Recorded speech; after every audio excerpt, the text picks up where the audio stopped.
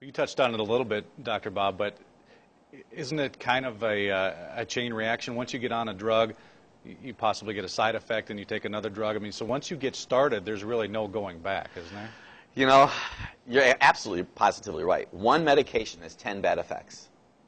Now, recently we had someone that famous passed away from a drug interaction with a challenge. And it's very common in people who are entertainers that take a lot of medications for whatever reason. They have a lot of pain in their body. So I watched a program, and there was a medical toxicologist that said this. When it comes to meds, 1 and 1 is not 2. 1 med and 1 med does not equal 2. 1 and 1 equals 5. And the point he was saying is it's exponential. So I know from my own research and reading other people and listening to what they're saying, 1 med has 10 bad effects. 10. 2 meds have 100 exponentially. 3 have 1,000, 4 10,000, 5 100,000, 6 a million, 7 10 million, 8 100 million. 9 meds. If somebody comes in my office and they're taking 9 meds, they have a potential to have 1 billion reactions going on. My highest amount that I had, one patient came in, 23 meds. Now I'm going to say something to you right now that's going to make you cry.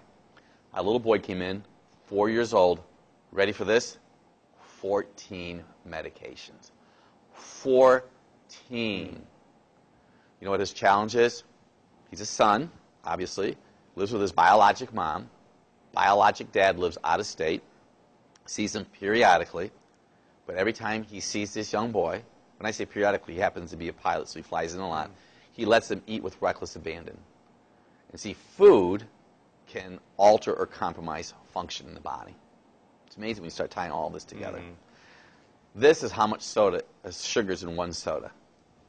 That's 9.5 teaspoons in a 12-ounce can. Sugar paralyzes the immune system. 1 white blood cell will eat 14 bacteria in a half an hour. When you give it a can of soda pop, that white blood cell only eats 10. If it has a brownie, it goes down to 5. Piece of pie and ice cream goes down to 1.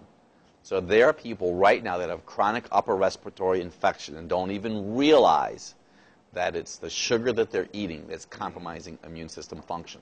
So every time that dad flies in, gives that little boy whatever he wants, that sugar compromises function. So he's taken 14 meds a day. So we could backtrack all that. If we could just convince the dad to make these changes, his son won't have health challenges.